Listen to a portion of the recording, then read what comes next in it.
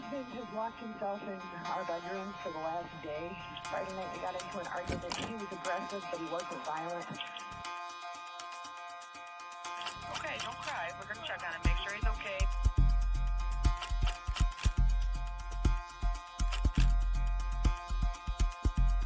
Maybe suppressed. Are you guys going through something right now? Well, his father died a month ago, and he's been kind of weird acting the last month.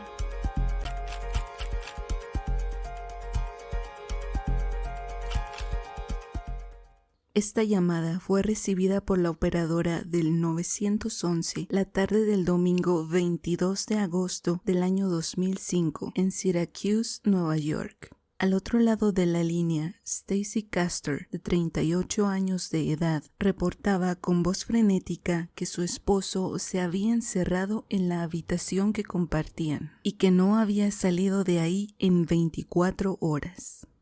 Las cosas iban muy bien para los recién casados Stacy Daniels y David Castor, quienes habían contraído nupcias en agosto de 2003 en el pueblo de Clay, ubicado en el condado de Onondaga, en Nueva York. David, un caballeroso hombre de familia, era dueño de un lucrativo negocio de aires acondicionados y sistemas de calefacción. En el verano del 2005, poco tiempo después de que su padre falleciera, David se encontraba sumido en una profunda depresión. Así que, para levantar su ánimo, quiso llevar a su esposa, Stacy, a unas largas vacaciones de última hora, aprovechando que pronto celebrarían su segundo aniversario de bodas. Pero pronto se llevaría una decepción, pues Stacy no estaba interesada en sus planes. Ambos discutieron durante horas, hasta que David, furioso, abandonó la conversación, tomó su botella favorita y se encerró en la habitación que compartía con su esposa el resto del fin de semana. Para este momento, las dos hijas de Stacy se encontraban en casa de una amiga suya. A raíz de la confrontación, Stacy se reunió con sus hijas y pasó la noche en casa de su amiga. A la mañana siguiente, Stacy se dirigió a su trabajo sin hacer escala en la casa que compartía con David. Alrededor de las 2 de la tarde del lunes, la operadora del 911 recibió la llamada de Stacy, quien le decía que su esposo no se había presentado a trabajar ese día y que no había sabido nada de él desde las 5 de la mañana del domingo, y que además estaba preocupada por su comportamiento errático, que había comenzado a raíz de la muerte de su padre, y no estaba segura de lo que podría llegar a hacer. La operadora pronto envió a un oficial al domicilio de Stacy, quien, al encontrarse afuera de la habitación del matrimonio, tocó la puerta y, al no obtener respuesta por parte de David, con el consentimiento de Stacy, procedió a derribarla y pronto se encontró con una grotesca escena. Frente a él y sobre la cama yacía el cuerpo desnudo de David, tendido boca abajo, salpicado con residuos de vómito sobre él, la cama y el suelo. En su mesita de noche, el oficial observó varios líquidos embotellados, entre ellos brandy y jugo de arándano, además de 2 vasos de cristal, uno de los cuales estaba medio lleno con un líquido color verde, y en el otro había restos de otro fluido en el fondo. Bajo la cama, sobresaliendo ligeramente, notó un envase de anticongelante cerca de una escopeta. David es declarado muerto en la escena. El oficial escribió en su reporte que Stacy estaba histérica y temblorosa. Sin embargo, los investigadores que comenzaron a profundizar en la vida de la viuda de 38 años de edad pronto se darían cuenta de que David no era el primer esposo que Stacy perdía.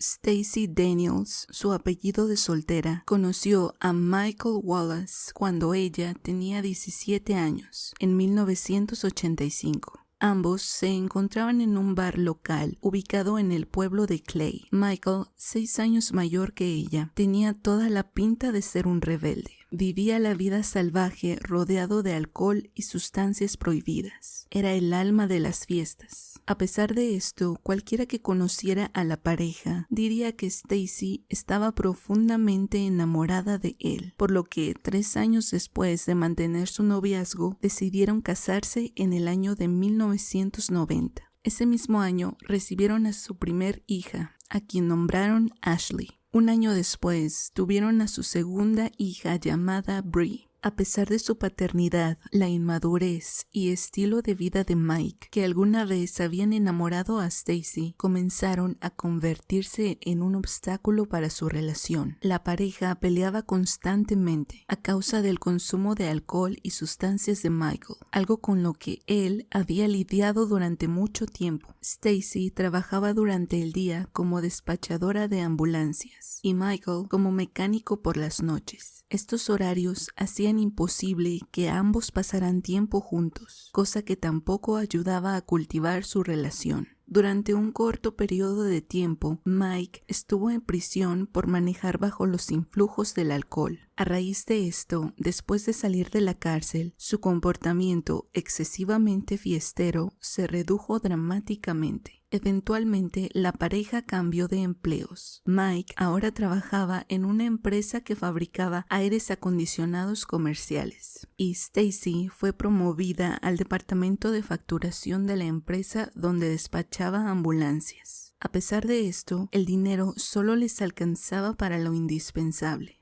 Con respecto a la relación con sus hijas, Mike las amaba. Sin embargo, parecía tener una mayor preferencia por Bree. Stacy, por su parte, no era una madre amorosa en absoluto. Parecía no tener un instinto maternal y se podía decir que no le gustaban los niños, ni siquiera los suyos. Y dado que Michael tuvo predilección por Bree, ella hizo de Ashley su favorita. Tristemente, esto era una forma de competir contra Michael, más que hacer que Ashley se sintiera amada. En vísperas de su 10º aniversario, su matrimonio experimentaba serias dificultades, pues Stacy sospechaba que Mike estaba teniendo una aventura, por lo que en ese momento ella ya empezaba a contemplar el divorciarse de él. En el invierno de 1999, Mike estaba lidiando con problemas de salud que habían aparecido misteriosamente. En una reunión familiar se mostraba inestable, tosía y se veía inflamado. Finalmente, sus familiares lo convencieron de que fuera al médico y Mike aceptó a regañadientes. El doctor que atendió a Michael le comentó que podría tener un trastorno del oído interno, considerando que no se sentía enfermo constantemente, sino que sus síntomas aparecían de manera esporádica. El 11 de enero del 2000, Ashley, quien en ese momento tenía 12 años, y su hermana Bree, de 11, regresaban a casa después de la escuela y encontraron a su padre sobre el sofá de la sala de estar. Ashley llamó a su madre al trabajo para decirle que su papá estaba actuando de forma extraña. Una vez que Stacy llegó a casa, Michael ya estaba inconsciente. Llamó a una ambulancia y al llegar, los paramédicos lograron detectarle el pulso. Sin embargo, poco antes de llegar al hospital, Michael fue declarado muerto. Los doctores le comentaron a Stacy que su deceso había sido debido a un ataque al corazón y que su muerte no parecía sospechosa. Sin embargo, Michael tenía solo 35 años y aparte de ese misterioso problema médico, había sido un joven bastante saludable. Después del lamentable suceso, la familia de Michael solicitó que se le realizara una autopsia. Sin embargo, Stacy se negó. Aparentemente, la respuesta de los doctores había sido suficiente para ella. No cuestionó nada más. Los investigadores luego descubrirían que Stacy se había hecho acreedora del seguro de vida de Mike por un valor de $55,000. Luego de la muerte de Michael, Stacy se convirtió en una madre aún más distante. Ahora que la responsabilidad de ser esposa y madre habían terminado para Stacy, finalmente podría relajarse y vivir su vida como ella quería. Transcurrido un año después de la muerte de Michael, en 2001, Stacy conoció a David Castor a través de su jefe. David era todo lo opuesto a lo que ella había vivido con Michael. Era responsable, no bebía ni iba a fiestas. Era dueño de su propio negocio y lo más importante para Stacy, tenía estabilidad financiera. David recién se había divorciado y de ese primer matrimonio tenía un hijo adulto que llevaba su mismo nombre. Stacy y David tuvieron una química instantánea que pronto los llevó a comprometerse y luego casarse en el año 2003. Después de eso, Stacy se convirtió en la gerente de todos sus negocios. Su matrimonio no era apasionado, pero les trajo a cada uno estabilidad y comodidad. A Stacy le gustaba la estabilidad financiera y a David, por su parte, disfrutaba de la compañía. Cuando de tener hijos se trataba, David había dejado muy en claro que no quería más, e incluso llegó a tal punto que le molestaba tener que compartir su vida con las hijas de Stacy, y esperaba que ellas hicieran todo lo que él les pedía, sin cuestionarlo. Su mensaje era fuerte y claro. Él ya tenía un hijo, y no estaba interesado en ser una figura paterna para las hijas de Stacy. Por su parte, Ashley y Bree no estaban contentas con el matrimonio de su madre y no querían que su padre fuera reemplazado por David. Luego de los extraños sucesos que desencadenaron en la muerte de David, aquellos que lo conocían bien, incluida su ex esposa Janice Posant, no estaban del todo conformes con la versión de Stacy sobre lo que había ocurrido, quien afirmaba que David había estado deprimido el último mes debido a la muerte de su padre y que su comportamiento había sido errático, insinuando que eso pudo haberlo llevado a quitarse la vida. Stacy también les dijo a los investigadores que simplemente había asumido que David estaba recuperándose de su noche de copas y que por eso no había entrado a la habitación, alegando que él seguía vivo antes de que ella saliera de la casa, cosa que verificó al presuntamente escucharlo roncar a través de la puerta. La autopsia de David reveló que la causa de la muerte había sido envenenamiento por etilenglicol, un compuesto químico presente en los líquidos anticongelantes, empleados para quitar la nieve del parabrisas de un coche. En el informe forense se dictaminó que efectivamente David se había quitado la vida. Sin embargo, los detectives tenían ciertas sospechas. Al revisar el resto de la casa, la policía encontró algunas cosas interesantes. Primeramente, el vaso que contenía el mortal líquido verde tenía 3 huellas dactilares sobre la superficie de cristal. Al concluir su análisis, se determinó que dichas huellas pertenecían a Stacy. Además, también se encontró un gotero para glasear pavo dentro del bote de basura de la cocina. En él se localizaron trazas de la saliva de David, así como del líquido anticongelante. Pero lo extraño es que no se encontró ni una sola huella sobre la superficie del instrumento. Tan pronto como el cuerpo de David fue liberado por la oficina del médico forense, Stacy se aseguró de llevar a cabo otro funeral express. Y ante la sorpresa de familiares de David, su cuerpo fue enterrado al lado del de Michael, el primer esposo de Stacy. Tras los lamentables acontecimientos, Stacy siguió con su vida. Hizo un esfuerzo por seguir adelante y superar la tragedia, pero no contaba con que la investigación se encontraba en su punto más álgido.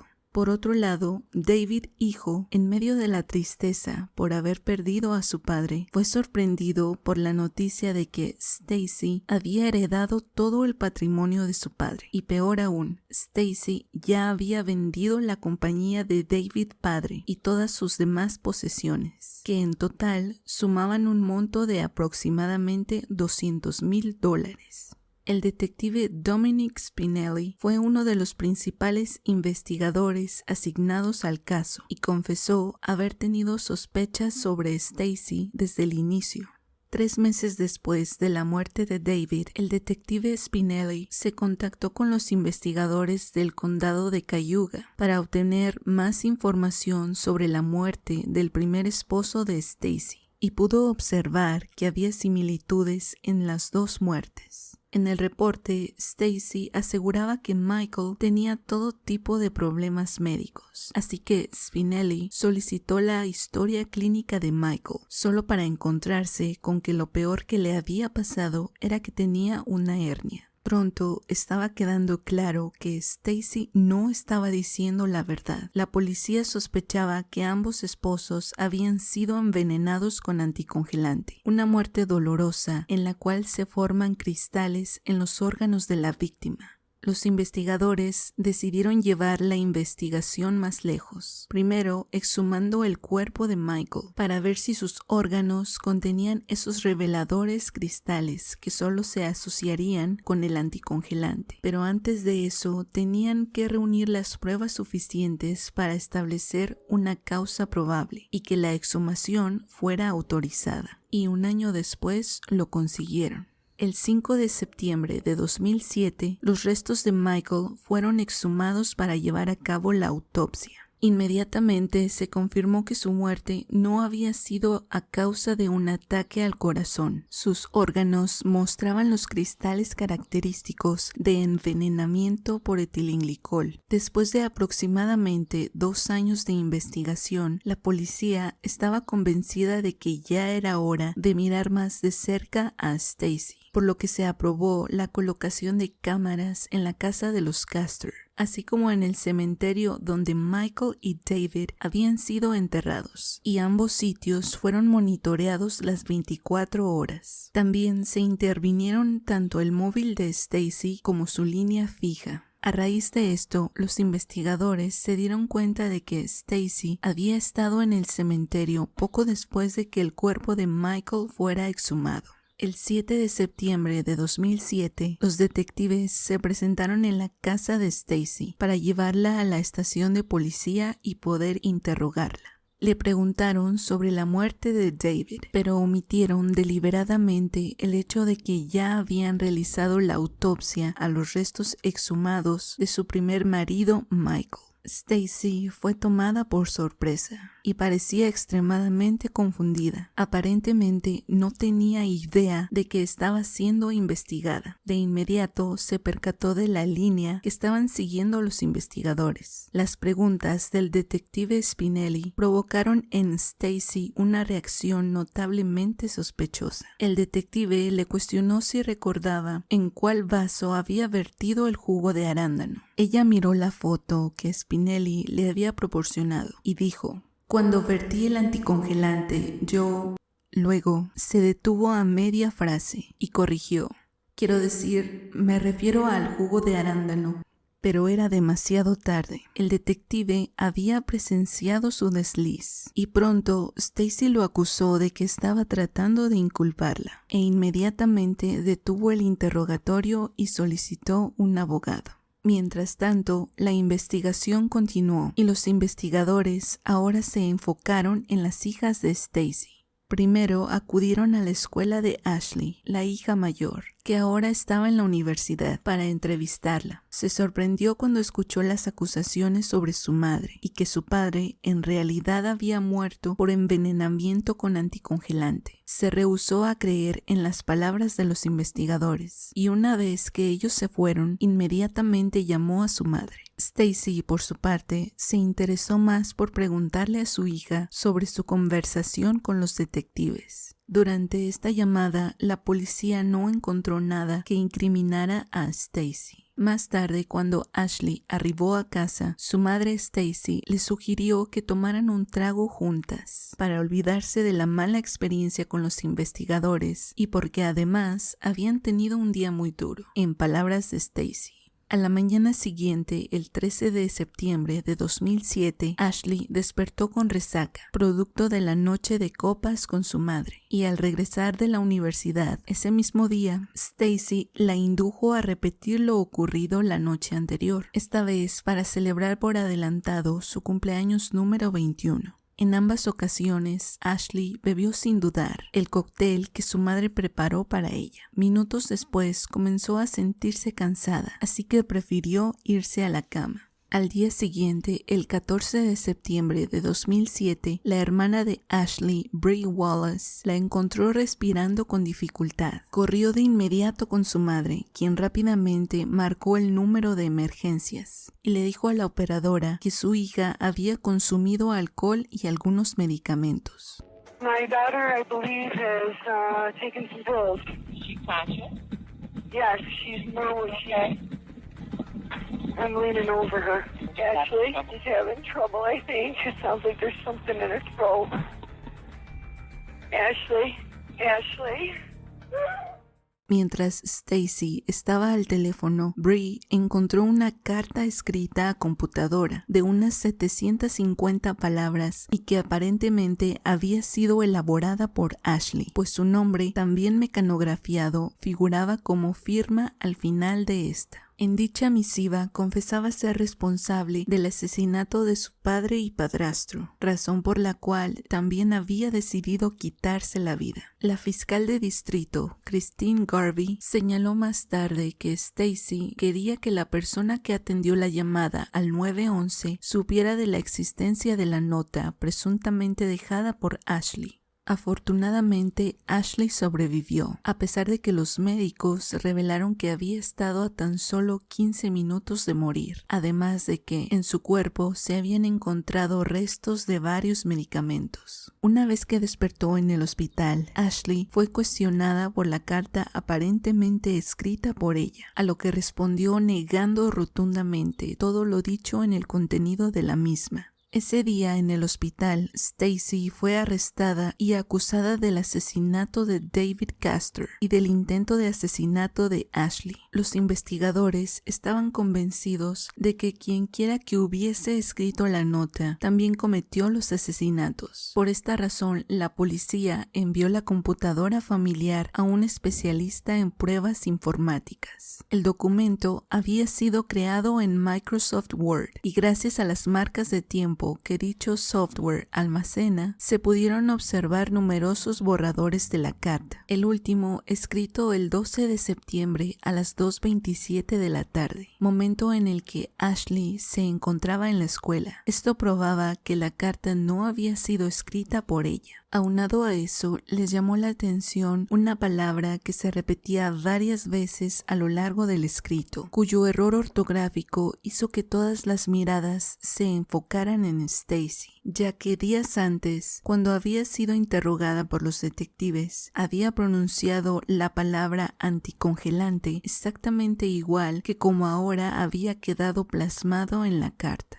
El 20 de diciembre de 2007, Stacy Castor fue acusada de un cargo de asesinato en segundo grado, intento de asesinato en segundo grado y complot para presentar un testamento falsificado. En septiembre del 2008, un juez dictaminó que la evidencia en la muerte de Michael Wallace podría usarse en la corte como evidencia. Para ese momento, Stacy Castor ya había contratado al abogado defensor Chuck Keller, quien seguiría la línea de defensa de que Ashley era la responsable de la muerte de David Castor y que también intentó quitarse la vida. En todo momento, Stacy aseguró que ella era inocente. A esto se sumaba el apoyo de su madre, Jody Eaton, quien confiaba ciegamente en la inocencia de Stacy, aunque tampoco estaba segura de la culpabilidad de Ashley. Por otra parte, William Fitzpatrick, el fiscal en el juicio, dijo que había pruebas convincentes contra Stacy, entre las que se encontraban el ADN hallado en el vaso que contenía el anticongelante, el equipo de cómputo donde había sido escrita la carta y, por supuesto, su análisis lingüístico forense. El juicio comenzó en enero de 2009. Tanto Ashley como Stacy subieron al estrado. En el feroz contrainterrogatorio entre el fiscal y Stacy, este la confrontó con llamadas telefónicas resultantes de la intervención de sus teléfonos, así como con pruebas informáticas que mostraban que no solo había escrito la carta de suicidio de Ashley, sino que además tenía 2 borradores. Además, estaba la prueba fehaciente de sus huellas dactilares sobre el vaso que contenía el anticongelante, así como el gotero para glasear pavo, el cual presuntamente había empleado como último recurso para forzar a un David inconsciente a beber más de líquido verde.